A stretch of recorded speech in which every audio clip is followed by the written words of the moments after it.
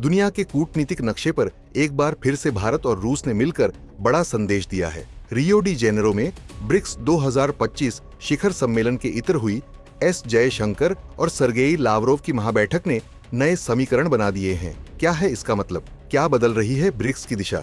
और क्यों ये मीटिंग सिर्फ औपचारिक नहीं बल्कि रणनीतिक थी? आइए जानते हैं इस रिपोर्ट में।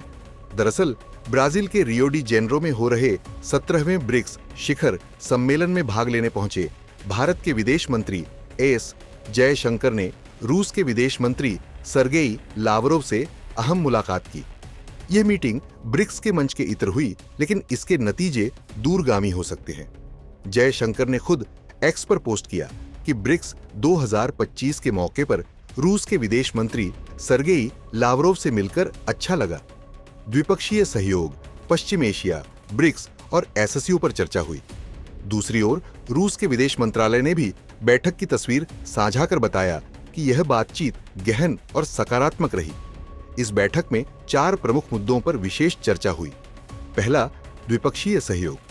इसके तहत भारत रूस के बीच सामरिक, सैन्य, ऊर्जा और तकनीकी क्षेत्रों में पहले से ही गहरे रिश्ते हैं। इस मीटिंग ने इसे और मजबूती दी। दूसरा, पश्चिम एशिया की स्थिति। इसके तहत ईरान इजराइल टेंशन और खाड़ी देशों की भूमिका पर रणनीतिक चर्चा हुई। भारत और रूस दोनों ही क्षेत्र में स्थिरता के पक्षधर हैं। तीसरा है ब्रिक्स विस्तार और भूमिका। इसके तहत ब्रिक्स अब सिर्फ 5 देशों तक सीमित नहीं, नई सदस्यता यानी ईरान, यूएई, मिस्र, इथियोपिया, इंडोनेशिया के बाद यह संगठन नया आकार ले रहा है। चौथा है एससीओ और वैश्विक समीकरण। इसके तहत भारत और रूस दोनों ही एससीओ के अहम सदस्य हैं और बहुध्रुवीय विश्व व्यवस्था की वकालत करते हैं।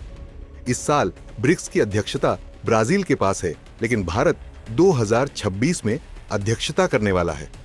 इसलिए जयशंकर लावरोव की यह मुलाकात सिर्फ वर्तमान नहीं बल्कि भविष्य की रणनीति तय करने वाली थी। दोनों नेताओं ने इस बात पर सहमति जताई कि ब्रिक्स के अंदर संवाद को तेज किया जाएगा। ब्रिक्स में नई सदस्यताओं के बाद नए संतुलन और नई प्राथमिकताओं की जरूरत है। भारत रूस रणनीतिक साझेदारी को विशेष और विशेषाधिकार प्राप्त स्तर पर बनाए रखना जरूरी है। मतलब साफ है कि भारत ब्रिक्स के अंदर अपने पुराने दोस्तों, खासकर रूस के साथ समन्वय को और मजबूत करना चाहता है। भारत और रूस के रिश्ते दशकों पुराने हैं। चाहे 1971 की संधि हो या आज की रक्षा साझेदारी, दोनों देशों ने हमेशा एक दूसरे को प्राथमिकता दी है। रूस आज भी भारत का सबसे बड़ा रक्षा आपूर्ति करता है। भारत रूस से तेल आयात कर रहा है, वह भी छूट वाली दरों पर। दोनों देश रुपया रूबल व्यापार मॉडल को मजबूत कर रहे हैं। इसलिए जब जयशंकर और लावरोव रियो में मिले तो ये सिर्फ कूटनीतिक हाय हेलो नहीं था। ये एक संकेत था कि हम साथ हैं, खासकर उस वक्त जब पश्चिम और अमेरिका का वर्चस्व ब्रिक्स जैसे संगठनों को चुनौती दे रहा है। भारत की विदेश नीति अब गुटनिरपेक्षता से आगे बढ़कर मल्टी अलायंस डिप्लोमेसी बन चुकी है। क्वाड में अमेरिका के साथ है, एससीओ में रूस चीन के साथ, और अब ब्रिक्स में नई धुरी बन रही है।